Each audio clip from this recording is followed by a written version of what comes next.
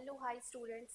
कैसे हो आप लोग? I hope you all are doing well and preparing well for your examination. So welcome back to my next lecture of sexual reproduction in flowering plants. ये हम लोग शुरू किए थे 12th का क्रैश कोर्स, ठीक है? तो ये बोर्ड और नीट पर्सपेक्टिव दोनों की बेसिस पे होगा ये एक सारा crash course and we will try to complete it within 2 months. तो हम लोग लास्ट क्लास शुरू किए थे sexual reproduction in flowering plants, जिसमें एंथल वॉर्ड्स की बात हुई थी एंड वहां तक हमारा सिलेबस हुआ था खत्म कंटेंट. आज हम लोग बात करेंगे कि मेल गेमीट कहाँ बनता है और मेल गेमीट कैसे बनता है.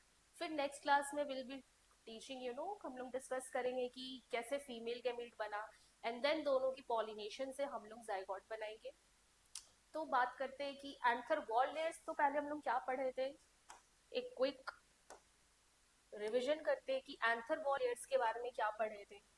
तो हमारा जो पहला वॉल लेयर था इसे हम लोग बोले थे एपिडर्मिस. ये था सिंगल सेल लेयर. फिर इसके अंदर हम लोग एक और सिंगल सेल लेयर की बात किए थे, ये था हमारा एंडोथीशियम, है ना. ये भी था सिंगल सेल लेयर. इसके अंदर हम लोग 2 to 4 सेल लेयर्स की बात किए थे, जिसको हम लोग बोल रहे थे मिडल लेयर्स.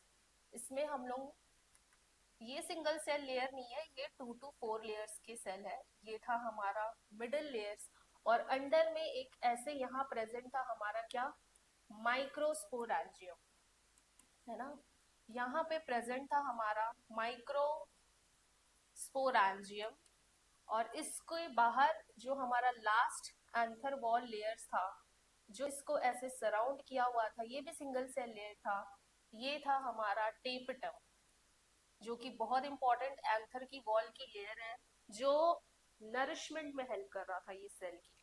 तो माइक्रोस्पोरेंजियम में खास बात क्या है कि यहीं पे बनना है हमारा फीमेल गैमीट. यहीं पे बनेगा मेल गैमीट, यहीं से बनेगा मेल गैमीटोफाइट. मेल गैमीटोफाइट क्या है इसके, इसमें पॉलन ग्रेन. पॉलन ग्रेन है मेल गैमीटोफाइट एंड वहां से फर्दर डेवलप होगा एंड बनेगा मेल गैमीट. तो यहाँ पे कुछ ऐसे कॉम्पैक्टली अरेंज्ड सेल्स है जो कि है होमोजीनस इन नेचर. मतलब कि ये सारे सेल्स जो है एक जैसे दिखते हैं, वो सारे सेल एक जैसे, है ना. यहाँ पे क्या प्रेजेंट है, यहाँ पे प्रेजेंट है कॉम्पैक्टली अरेंज्ड सेल्स जो कि है होमोजीनस, है ना. एंड ये जो होमोजीनस सेल है ये क्या बनाता है, ये बनाता है इसी सेल को बोलते हैं स्पोरोजीनस सेल. इसी सेल को बोला गया है स्पोरोजीनस सेल. एंड ये जो स्पोरोजीनस सेल है ये ही बनाएगा क्या, स्पोरोजीनस टिश्यू. ये क्या बनाएगा, स्पोरोजीनस टिश्यू, है ना. इसमें तो ये जो माइक्रोस्पोरेंजियम का जो झोला है इसके अंदर भरे पड़े क्या है, माइक्रोस्पोरोजीनस स्पोरोजीनस सेल. एंड ये बनाया है हमारा स्पोरोजीनस टिश्यू.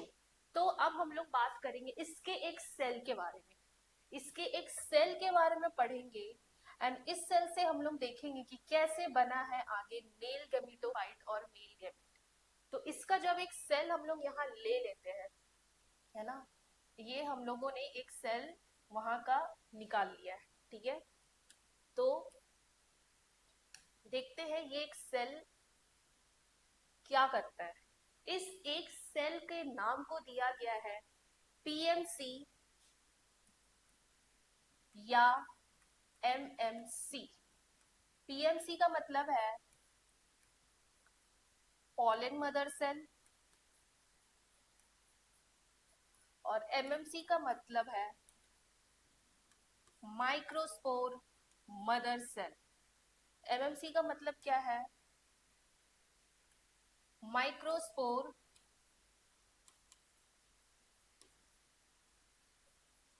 मदर सेल, ठीक है. इस एक सेल को हम लोग जब निकाले तो उसका क्या दिया गया नाम, कि वो है पीएमसी या एमएमसी.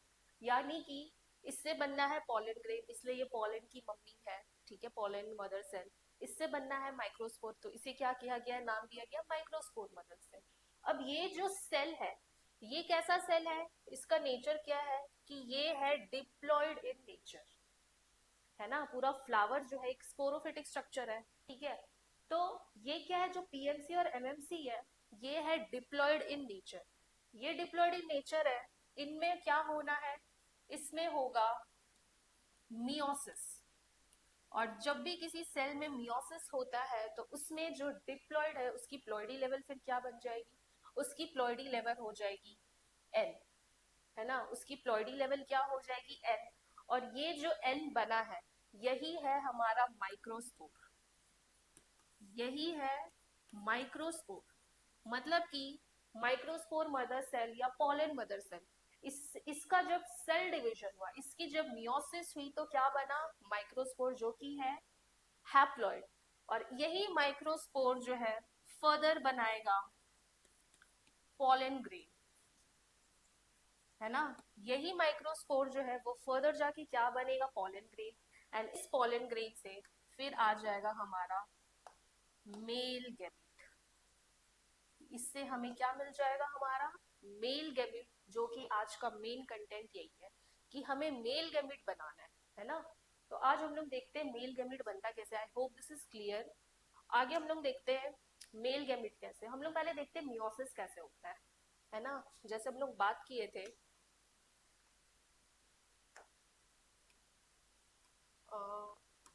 हम लोग एक सेल लिए थे जिसको हम लोग क्या बोले हैं, पीएमसी या एमएमसी, ठीक है। चलो एक सेल बनाते हैं यहाँ पे।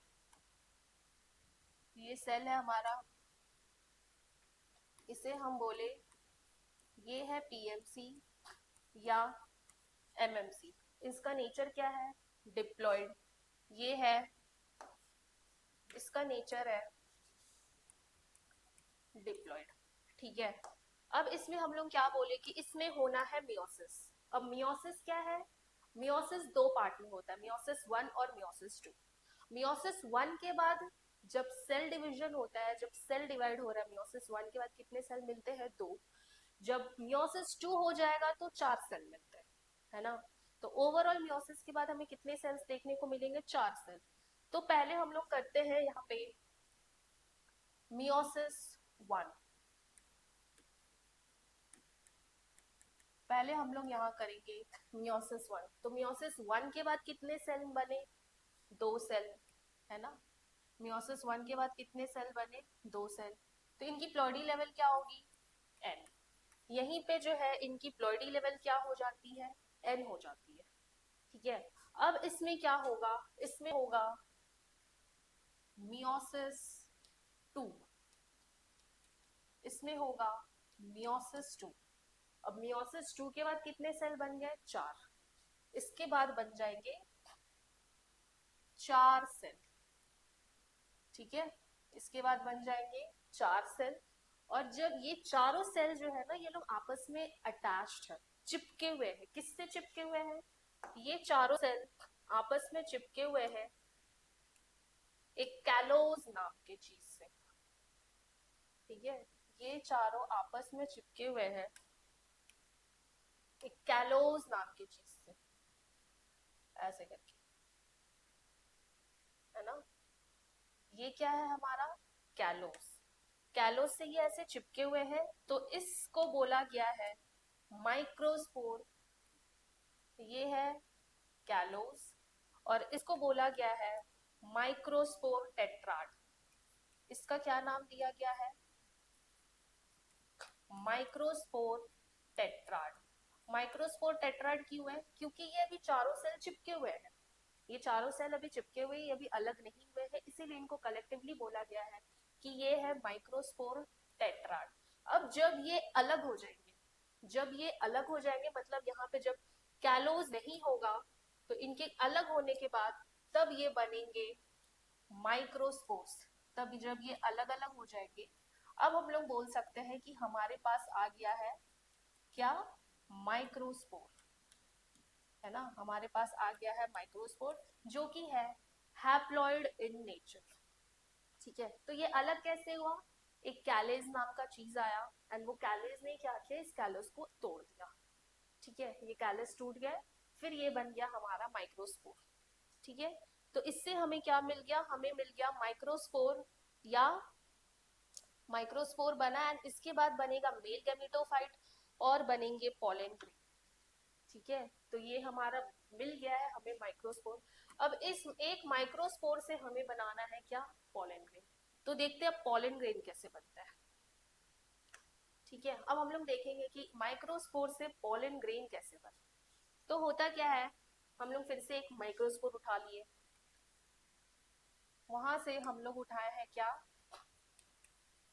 माइक्रोस्पोर।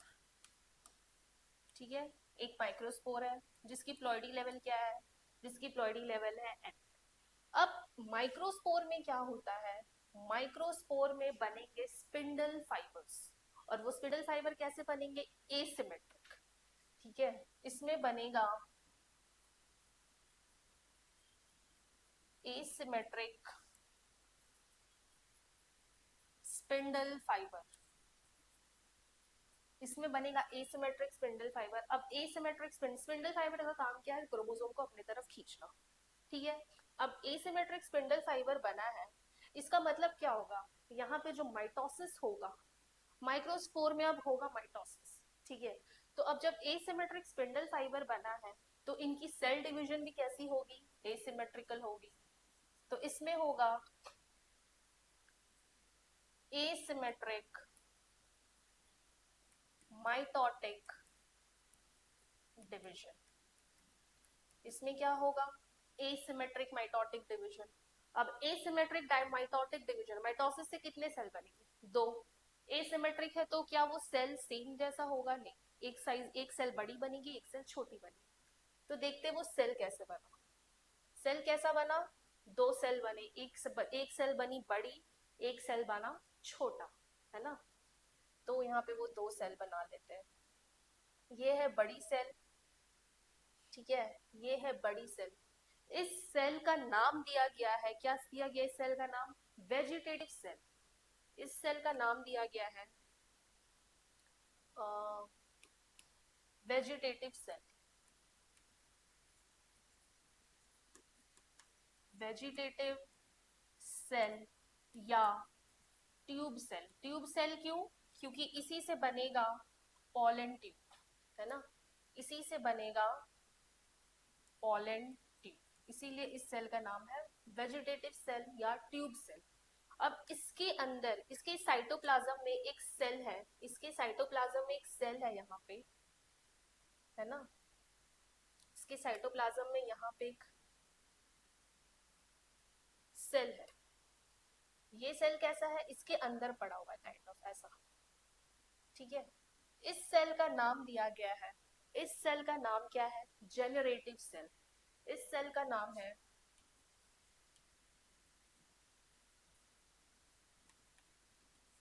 Generative cell. ठीक है, इससे क्या बनेगा, यही जेनरेटिव सेल जो है फर्दर माइटोसिस करेंगे एंड बनाएंगे हमारे दो मेल गैमेट। तो ये जो जेनरेटिव सेल है, इसका दूसरा नाम है जर्म सेल। इसका दूसरा नाम क्या है, जर्म सेल। ठीक है, तो ये जो वेजिटेटिव सेल है ना, वेजिटेटिव सेल में क्या है कि यहाँ पे ऐसे इरेगुलर सा न्यूक्लियस प्रेजेंट होता है। वेजिटेटिव सेल में क्या है कि यहाँ पे प्रेजेंट है इरेगुलर न्यूक्लियस। ये है वेजिटेटिव सेल का एक फीचर कि वेजिटेटिव सेल के जो न्यूक्लियस होते हैं वो बहुत इरेगुलर से होते हैं, और इनका जो साइटोप्लाज्म है ना, ये जो साइटोप्लाज्म है ये भी बहुत ज्यादा है। यहाँ पे जो न्यूट्रिएंट्स है वो भी बहुत ज्यादा है। वेजिटेटिव सेल बड़ा बना है ना, तो उनमें सारी चीजें जो है वो ज्यादा है। यहाँ पे क्या है, यहाँ पे बना है हमारा जेनरेटिव सेल, है ना, यहाँ पे बना है जेनरेटिव सेल, और यही जेनरेटिव सेल फर्दर माइटोसिस करके क्या बनाएंगे, हमारे दो मेल गैमेट। तो ये क्या है, ये कैसा सेल बना है, ये सेल बना है टू सेल्ड स्टेज। ये कैसा सेल बना है, ये सेल बना है टू सेल्ड स्टेज। ठीक है, और यही टू सेल्ड स्टेज जो है वो रिलीज हो जाता है एंड देन ये जाता है कार्पेल के पास, एंड वहां पे वो लोग फर्दर डेवलप होके बनाते हैं मेल गैमेट। मतलब क्या है इसका, कि ये जो टू सेल्ड स्टेज है, है ना। जो 2 सेल स्टेज है 60% एंजियोस्पर्म्स में ये ऐसे रिलीज हो जाते हैं कि पहले ये जनरेटिव सेल बन गया, वेजिटेटिव सेल बन गया, फिर ये क्या हुआ, ये हो जाते हैं रिलीज, ये रिलीज हो जाएंगे, फिर ये जाते हैं कार्पेल के पास, फीमेल पार्ट के पास जाएंगे, ठीक है, ऐसे करके फीमेल पार्ट के पास जाएंगे, ये 2 सेल स्टेज यहाँ पे आ गया, ठीक है, ये 2 सेल स्टेज यहाँ पे आ गया, वो जो वेजिटेटिव सेल है वहां से बनेगा क्या हमारा पॉलन ट्यूब, ये बनाएगा पॉलन ट्यूब। तो यहाँ पे क्या हुआ, ये वेजिटेटिव सेल आगे आगे जा रहा है, वेजिटेटिव सेल आगे आगे जा रहा है, और ये जो जनरेटिव सेल है ये यहाँ पे बनाएंगे अपने 2 मेल गैमेट्स, ठीक है। तो जब ये पिस्तल के पास गया, जब ये फीमेल पार्ट के पास गया, तब बना यहाँ पे 2 मेल गैमेट, और आगे आगे क्या जा रहा है वेजिटेटिव सेल, ठीक है। पॉलन ट्यूब कहाँ से बना, वेजिटेटिव सेल से बनते हैं, और फिर यही ये पीछे पीछे कौन आ रहे हैं, मेल गैमेट। तो ये जो मेल गैमेट बना ये कब बना, जब 60% एंजियोस्पर्म में वो हो गया रिलीज, वो रिलीज हुआ, उसके बाद बना ये दूसरे पिस्टल में जाके क्या बना, मेल गैमेट। तो हम लोग बोल सकते हैं क्या, हम लोग ये बोल सकते हैं कि 60% एंजियोस्पर्म में, 60% एंजियोस्पर्म में क्या होता है, dehiscence and shedding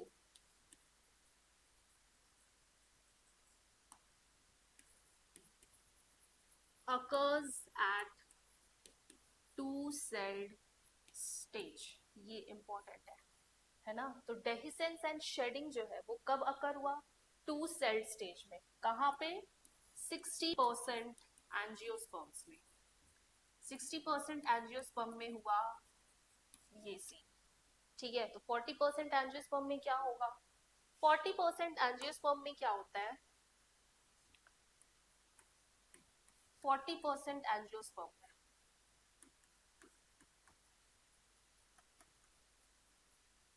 dehiscence and shedding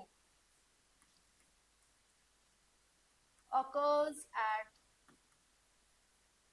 3-celled stage, ठीक है। मतलब क्या हुआ कि जब वो अपने एंथर के पास ही था, एंथर में था जब, ठीक है, जब वहीं पे हो रही थी ये सारी चीजें, माइक्रोस्पोर बना एंड सारी चीजें हुई, तो वहीं पे वो लोग पहले ही रेडी हो गए, पहले ही वहां पे मेल गैमेट बन गया, ठीक है। तो वो कुछ कैसा दिखेगा, ये हो गया हमारा वेजिटेटिव सेल, ये हो गया, ठीक है, ये हो गया हमारा जर्म सेल, तो ये जनरेटिव सेल हो गया, ये वेजिटेटिव सेल हो गया, यहीं पे जो है माइटोसिस होगा, और यहीं पे बन जाएंगे हमारे 2 मेल गैमेट, और फिर ये रिलीज तब होगा, इसी के ऊपर 2 लेयर की कवरिंग चढ़ जाती है, ये पॉलन ग्रेन बन जाता है, एंड यही रिलीज हो जाता है, एंड देन फिर वो आगे जाके चले जाते हैं फीमेल के पास, ठीक है। तो इसमें क्या हो रहा है, 40% एंजियोस्पर्म में कि सारा कुछ रेडी है, सब कुछ रेडी है, इसको अब क्या करना, कार्पेल के पास जाके कोई काम नहीं करना, इसको कुछ काम नहीं करना है, ये बस जाएगा वहां पे मस्त, ठीक है, फीमेल का ओवम मिलेगा, वो वहां पे जाके हो जाएगा फ्यूज, ठीक है, वो वहां पे जाके हो जाएगा फ्यूज। लेकिन 60% में क्या हुआ था कि पहले वो वहां जाएगा फीमेल पार्ट के पास, फिर वो अपना मेल गैमेट फिर बनाएगा, एंड देन वहां पे वो अपना करेगा फर्टिलाइजेशन, ठीक है। So I hope this is clear now. तो ये जो माइक्रोस्पोरेंजियम बोल रहे हैं, ठीक है, ये जो माइक्रोस्पोरेंजियम बोल रहे हैं, माइक्रोस्पोरेंजियम तब तक ही बोलेंगे जब तक अंदर प्रेजेंट है माइक्रोस्पोर्स, जब वो वहां से पॉलन ग्रेन में चेंज हो जाएगा, जब वो पॉलन ग्रेन बन जाएगा, तो उस झोले को हम लोग बोल देंगे क्या, पॉलन सैक, ठीक है। ये माइक्रोस्पोरेंजियम तब तक ही है जब तक अंदर में ये माइक्रोस्पोर्स तक प्रेजेंट है लेवल, फिर जब माइक्रोस्पोर्स में जब कवरिंग हो जाती है, वो पॉलन ग्रेन में चेंज हो जाते हैं, तब इस झोले को हम लोग क्या बोल देंगे, पॉलन सैक, ठीक है। तो ये बन गया क्या हमारा गेमीट्स। अब हम लोग बात करेंगे पॉलन ग्रेन के स्ट्रक्चर के बारे में, कि वहां पे उनके बाहर 2 लेयर की कवरिंग चढ़ गई, ठीक है, वहां पे 2 लेयरिंग की कवरिंग चढ़ गई, एंड देन इसको हम लोग बोल देते पॉलन ग्रेन।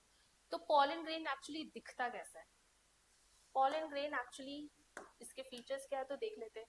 पहले तो एनसीईआरटी में दिया गया है कि ये है spherical in shape, spherical in shape. फिर इसकी जो डायमीटर है 25 टू 50 माइक्रोमीटर है। क्या है ये? 25 टू 50 माइक्रोमीटर है। इनमें दो लेयर्स प्रेजेंट है, दो लेयर प्रेजेंट है। ठीक है, क्या है वो दो लेयर? दो लेयर है, एक है बाहर वाला एक्साइन, नाम से पता चल रहा है, और अंदर वाला एंटाइन।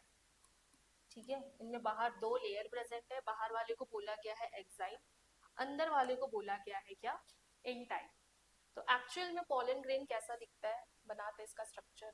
बीच में प्रेजेंट है हमारा न्यूक्लियस, ये वाला है हमारा प्लाज्मा मेम्ब्रेन, ये है हमारा एंटाइन, और ये है एक्साइन। ठीक है, तो क्या क्या बोला गया? ये है एक्साइन, ठीक है, ये अंदर वाला लेयर का बोला गया है इंटाइन, ये है हमारा plasma membrane, and this is your nucleus, this is your nucleus. और बीच बीच में आपको ये गैपिंग दिख रही है। ठीक है, तो ये जो एक्साइन है वो कंटिन्यूड नहीं है, बीच बीच में जो है ब्रेक लगा हुआ है, बीच बीच में जो है ऐसी गैपिंग है। इस गैप को बोला गया है जर्म पोर। ये क्या है, क्यों है, अभी बताते हैं। तो होता क्या है, जो इंटाइन है, ठीक है, इंटाइन क्या है, वो कंटिन्यूअस है। वो क्या है, हम देख पा रहे कि इंटाइन जो है ये है कंटिन्यूअस। ठीक है, इंटाइन जो है ये है कंटिन्यूअस, और ये किससे बना है? ये बना है पेक्टोसेल्यूलोज से। ठीक है, ये है कंटिन्यूअस और ये बना है किससे? पेक्टोसेल्यूलोज से। और ये जो वॉल लेयर है इसकी, ये बहुत थिन है, ये है बहुत थिन। ठीक है, ये है हमारा इंटाइन। एक्साइन क्या है? एक्साइन बहुत इंपॉर्टेंट चीज है। एक्साइन के बारे में हम अलग से यहाँ पे लिखते हैं कि पहला तो एक्साइन होता है डिसकंटिन्यूअस। एक्साइन कैसा स्ट्रक्चर है? डिसकंटिन्यूअस है। क्यों? क्योंकि बीच बीच में जो गैप बना हुआ है उसी को बोला जा रहा है जर्म पोर। डिसकंटिन्यूअस है, और ये बना किससे है? ये बना है स्पोरोपोलिनिन से। ये है इम्पोर्टेंट, इससे each and every year question होते हैं स्पोरोपोलिनिन से। क्यों? ये स्पोरोपोलिनिन इतना भयंकर स्ट्रक्चर है कि इसमें कि कोई भी चीज डाल दो, स्पोरोपोलिनिन को कोई डिस्ट्रॉय नहीं कर सकता। इसीलिए स्पोरोपोलिनिन को, ये जो एक्साइन है, इसको हम लोग एज अ फॉसिल फ्यूल भी स्टोर करके रखते हैं। इसको प्रिजर्व किया जाता है क्योंकि इसको कोई डिस्ट्रॉय नहीं करता। आप चाहे एसिड ले आओ, एल्कली ले आओ, कोई एंजाइम ले आओ, ठीक है, कितना भी हाई टेम्परेचर कुछ कर दो, ठीक है, ये क्या होगा, ये कभी भी कोई डिस्ट्रॉय नहीं कर सकता। तो इसे हम लोग बोल सकते हैं क्या, कि जो स्पोरोपोलिनिन है ये है one of the most resistant organic material. ठीक है, तो स्पोरोपोलिनिन क्या है, ये one of the most, most नहीं है, one of the most resistant organic material. ठीक है, तो इसे कोई डिस्ट्रॉय नहीं कर सकता, इसीलिए इसलिए हम लोग इसको क्या करते हैं, एज अ फॉसिल स्टोर करके रखते हैं। तो ये था हमारा पॉलन ग्रेन के बारे में बात की, पॉलन ग्रेन का स्ट्रक्चर कैसा होता है, क्या है। ठीक है, तो ये जो एक्साइन है बहुत डिफरेंट डिफरेंट पैटर्न्स में हमें देखने को मिलता है, लाइक बहुत कलरफुल है इसका पैटर्न। ठीक है, बहुत सुंदर भी दिखता है अगर हम लोग इसको माइक्रोस्कोप में देखेंगे। इसका स्ट्रक्चर, इसके कलरिंग्स बहुत सुंदर होती है एक्साइन। ठीक है, तो ये टैक्सोनॉमिक सिग्निफिकेंस में भी काम आता है। एक्साइन जो है, ये जो पोलन ग्रेन है एक्साइन है, ये टैक्सोनॉमिक सिग्निफिकेंस में भी काम आता है। तो हम लोग पोलन ग्रेन को ये भी बोल सकते हैं कि सिंस पोलन ग्रेन से बने हैं, यहीं पे बनेगा हमारा मेल गैमेट, तो इसको हम लोग बोल सकते हैं कि जो पोलन ग्रेन है,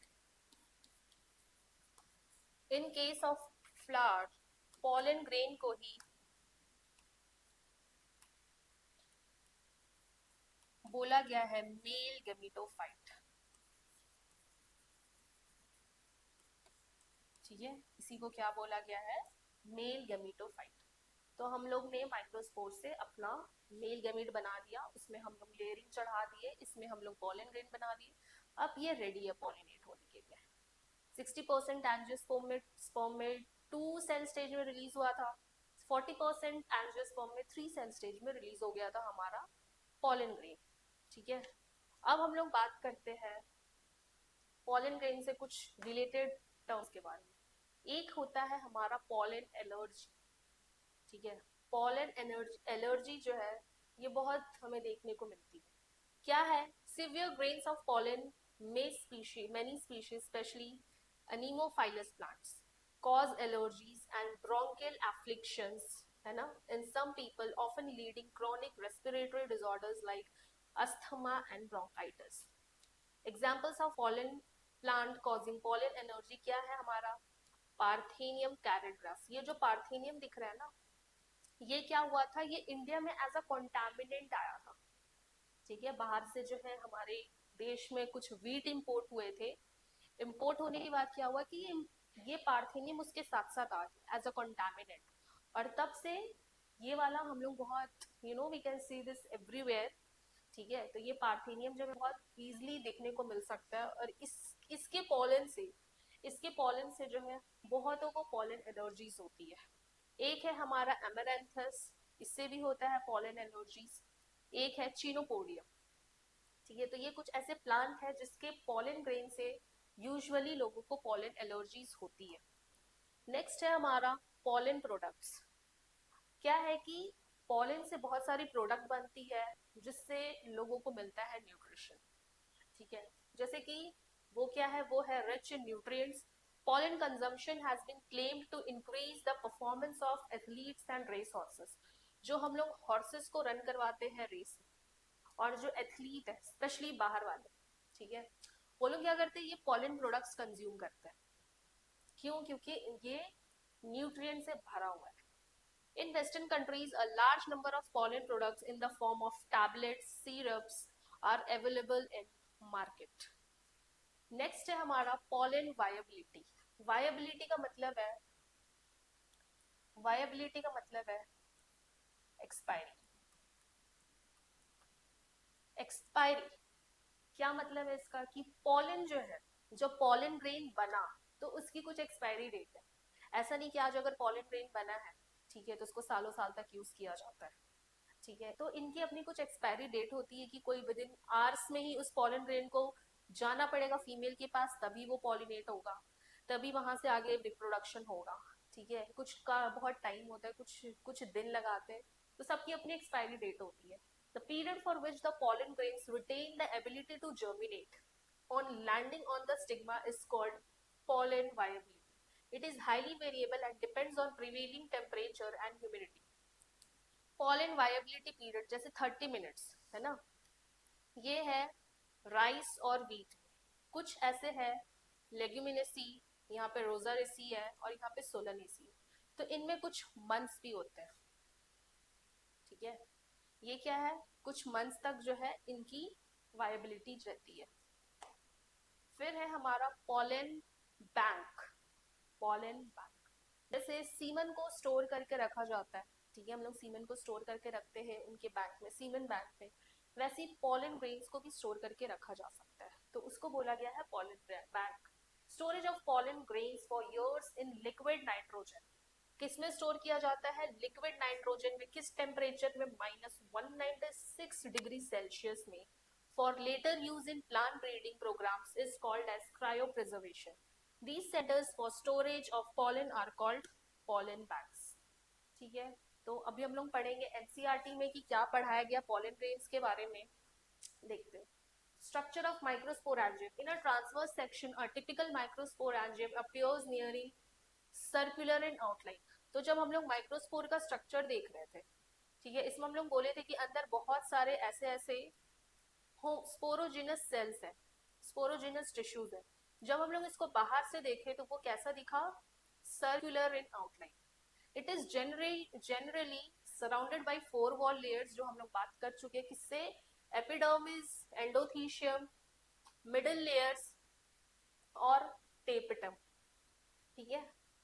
The outer 3 wall layers perform the function of protection and help in dehiscence of anther to release the pollen. The innermost wall layer is tapetum. तो एनसीईआरटी में क्या लिखा गया? जो पहला 3 है वो किस में काम कर रहा है? Dehiscence of anther. और जो टेपिटम है, जो इनरमोस्ट लेयर है, वो नरिश करता है डेवलपिंग पॉलन ग्रेन्स को. Cells of the tapetum possess dense cytoplasm and generally have more than one nucleus. ये हम लोग लास्ट क्लास बात किए थे कि टेपिटम के पास एक से ज्यादा न्यूक्लियस प्रेजेंट है. ठीक है. तो can you think of how tapetal cells become binucleate? कैसे हुआ था बाइन्यूक्लिएट? कि उसमें जो है साइटोकाइनेसिस नहीं हुआ, इसमें सिर्फ कैरियोकाइनेसिस हुआ, न्यूक्लियस का डिवीजन हुआ, साइटोकाइनेसिस नहीं हुआ. तो हमें एक सेल में बहुत सारे न्यूक्लियस देखने को मिलेंगे अगर साइटोकाइनेसिस नहीं होगा. ठीक है. When the anther is young, a group of compactly arranged homogeneous cells called the sporogenous tissue occupies the center of each microsporangium. कितने माइक्रोस्पोरेंजियम थे? कितने माइक्रोस्पोरेंजियम थे? 4 थे ऐसे, है ना?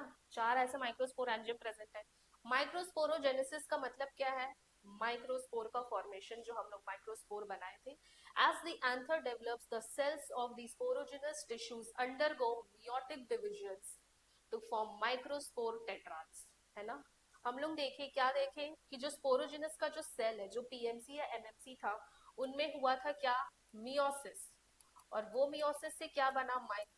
Microspore tetrad. और जब ये अलग हुए तो इनमें बन गए 4 माइक्रोस्पोर्स. ठीक है. As each cell of the sporogenous tissue is capable of giving rise to a microspore tetrad. तो हर एक जो सेल है स्पोरोजेनस टिश्यू का, कोई भी एक सेल उठा लेंगे, वो केपेबल है क्या बनाने के लिए? Microspore tetrad. Each one is the potential pollen और माइक्रोस्पोर मदर सेल. और वो हर माइक्रोस्पोर जो टेट्राड बना है, उनको जब अलग किया गया, जब वो 4 माइक्रोस्पोर बने, हर माइक्रोस्पोर एक पोटेंशियल पॉलन ग्रेन बनाने की कैपेबिलिटी रखता है. The process of formation of microspores from a pollen mother cell through meiosis is called microsporogenesis. The microspores, as they are formed, are arranged in a cluster of four cells called microspore tetrad. As the anther mature and dehydrate, जब anther mature होता है और dehydrate होता है, जो microspores है वो आपस से अलग हो जाते हैं. ठीक है. जब जो क्या हुआ यहाँ पे कि जो एंथर है, जब एंथर मेच्योर हो गया, वो लोग जो आपस में चिपके हुए थे, फिर जब एंथर मेच्योर हुआ, वो सारे जो टेट्राड बने थे माइक्रोस्पोर, वो सब एक दूसरे से अलग हो जाते हैं, देन वो अलग अलग माइक्रोस्पोर बन जाते हैं. ठीक है. Inside each microsporangium, several thousand of microspores or pollen grains are formed that are released with the dehiscence of anther. Pollen grain के बारे में क्या पढ़े थे कि वो मेल गेमेटोफाइट है. If you touch the open anther of hibiscus or any other flower, you would find deposition of yellowish powdery pollen grains. तो जब हम लोग हिबिस्कस या कोई फ्लावर टच करते हैं तो हमारे हाथ में कुछ छोटे छोटे मटीरियल चिपक जाते हैं, वो क्या है? हमारा pollen grain ही है ना? Sprinkle these grains on a drop of water taken on a glass slide and observe a microscope. यही है हमारा बहुत सारा pollen grain. और ये देखो, ये बाहर एग्जाइन कितने अच्छे अच्छे डिजाइन वाले दिख रहे हैं. ठीक है. You will really be amazed at the variety of architecture, sizes, shapes and colors. Pollen grains are generally spherical. और इसकी डायमीटर कितनी है? 25 to 50 micrometer. It has approximate 2 layered wall. जो पहला वाला जो आउटर लेयर है वो है एक्साइन, जो कि स्पोरोपोलिन से बना है. One of the most resistant organic material है. It can withstand high temperature, strong acid and alkali. No enzyme can degrade sporopollenin. और स्पोर पॉलन ग्रेन के एक्साइन में जो प्रोमिनेंट अपर्चर्स बने थे उसको बोला गया था जर्म पोर. जर्म पोर से क्या है? जर्म पोर से ही बनेगा पॉलन. ठीक है, जब वेजिटेटिव सेल को अपना पॉलन ट्यूब बनाना है तो वो पॉलन ट्यूब कहाँ से निकलेगा, वो निकलेगा जर्म पोर से, क्योंकि स्पोरोपोलिन इतना ज्यादा टफ है, इतना ज्यादा वो प्रोटेक्शन प्रोवाइड कर रहा है, तो ठीक है वहां से वो नहीं निकल पाएगा पॉलन ट्यूब। तो पॉलन ट्यूब को निकलने के लिए क्या चाहिए रहेगा, जर्म पोर। पॉलन ग्रेन, इसको the pollen grains are well preserved as fossils because of the presence of sporopollen in, ठीक है। The exine exhibit a fascinating array of pattern and designs. The inner wall of the pollen grain को क्या बोला गया है, intine, thin है, continuous layer and are made up of cellulose and pectin, जिसको हम लोग एक साथ बोल सकते हैं पेक्टोसेल्यूलोज, ठीक है, इसको हम लोग बोल सकते हैं पेक्टोसेल्यूलोज। The cytoplasm of pollen grain is surrounded by plasma membrane. हम लोग बात किए थे कि न्यूक्लियस था, प्लाज्मा मेम्ब्रेन था, इंटाइन था, एंड देन हमारा ऐसे करके कुछ एक्साइन था, ठीक है। When the pollen grain is mature, it contains two cells, the vegetative cell and the generative cell. दो सेल बने थे माइटोसिस के बाद, एसिमेट्रिकल माइटोटिक डिवीजन हुआ था, क्यों हुआ था, एसिमेट्रिकल स्पिंडल फाइबर्स बने थे, उससे बना था वेजिटेटिव सेल और जेनरेटिव सेल। वेजिटेटिव सेल जो है वो बिगर थे, अबंडेंट फूड रिजर्व था and large irregular shape nucleus, और जो जेनरेटिव सेल है वो है small floats in the cytoplasm of the vegetative cell, उस स्पिंडल शेप्ड का था, ठीक है। ये कुछ स्पिंडल शेप्ड का होता है हमारा जेनरेटिव सेल, जो कि वेजिटेटिव सेल के साइटोप्लाज्म में फ्लोट कर रहा होता है। In over 60% of angiosperms, pollen grain are shed at this two-cell stage. In the remaining species, generative cell divides mitotically to give rise to the two male gamete before pollen grains are shed. तो pollen grain shed होने से पहले दूसरा mitotic division हो गया, वहां पे बन गए male gamete. Pollen grains of many species cause severe allergies and bronchial afflictions in some people, often leading to, ये content हम लोग देख चुके थे। Pollen grains are rich in nutrients. It has become a fashion in recent years, है ना, pollen consumption has been, तो ये सारे हम लोग कंटेंट देख चुके थे। कि देखो ये है हमारा pollen products in the form of tablet, ये है in the form of syrups, तो in the form of tablet, serum and बहुत सारे pollen products जो है लोग consume करते हैं, why, because they are rich in nutrients. When once they are shed, pollen grains have to land on the stigma before they lose viability. तो जब pollen grain बन गया, उससे पहले कि उसकी एक्सपायरी डेट आ जाए, वो उनकी वायबिलिटी खो जाए, उनको क्या करना पड़ेगा, उनको लैंड होना पड़ेगा किसमें, स्टिग्मा में, if they have to bring about fertilization. The period for which pollen grains remain viable is highly variable and to some extent depends on the prevailing temperature and humidity. तो 30 minutes किसमें था, cereals such as rice and wheat, इनकी viability कितनी है, 30 minutes.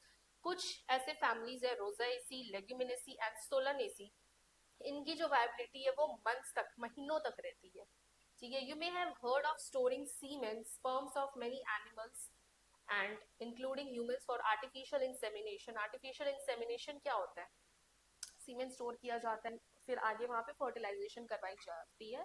वैसे ही हमारा होता है पॉलन बैंक्स, जहां पे पॉलन ग्रेन स्टोर किया जाता है, कहाँ पे स्टोर किया जाता है, लिक्विड नाइट्रोजन में at -196 degree Celsius. Again a question, ठीक है। Such stored pollen can be used as pollen banks similar to seed banks. कुछ क्वेश्चंस है, क्वेश्चंस देखेंगे कि क्या है, प्रीवियस ईयर क्वेश्चंस है ये सारे, ठीक है।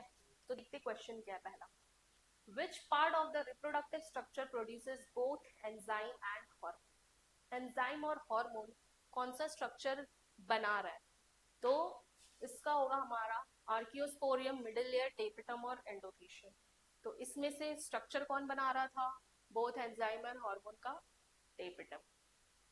Example of polyploid tissue present in an angiosperm plant is, polyploid tissue कौन बना रहा था, पॉलीप्लॉइड टिश्यू, ठीक है, टेपिटम में ही बन रहे थे polyploid.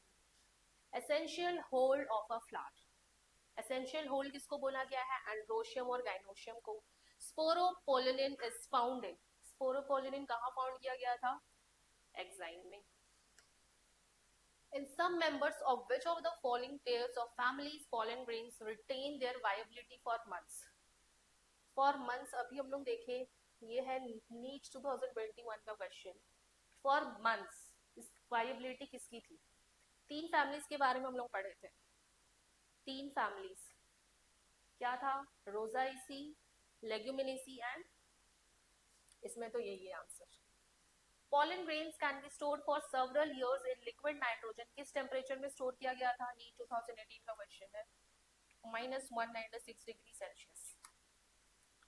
Male gamete in angiosperms are formed by the division of। Male gamete जो एंजियोस्पर्म में बना था वो किस के डिवीजन से बना था? तो इसमें दो सेल बने थे, एक था हमारा जेनरेटिव सेल, ठीक है, और एक था वेजिटेटिव सेल। तो कौन से सेल से बना था मेल गैमेट? बड़े वाले या छोटे वाले? छोटे वाले से बना था। छोटे वाले सेल का नाम क्या था? जेनरेटिव सेल, ठीक है। जेनरेटिव सेल या फिर इसी को बोला गया था जर्म सेल, जो कि स्मॉल इन साइज था। और ये जो वेजिटेटिव या ट्यूब सेल है, इससे बन रहा था क्या? पॉलन ट्यूब, है ना, इससे बने थे हमारे पॉलन ट्यूब। ये है 2002। नेक्स्ट था pollen grain along with the growing tube has how many haploid nucleus? जब pollen grain along with the growing, तो हम लोग देखे थे कि जब स्टिग्मा में हम लोग लैंड कराते थे, ठीक है, जब स्टिग्मा में लैंड हो गया था, तो ये जो यहाँ पे pollen tube बना था, यहाँ पे आगे कौन चल रहा था? Vegetative cell. पीछे से आ रहे थे दो मेल गैमेट। तो कितने हैप्लॉइड न्यूक्लियस थे यहाँ पे? तीन थे, एक तो इसका और दो इसके, ठीक है।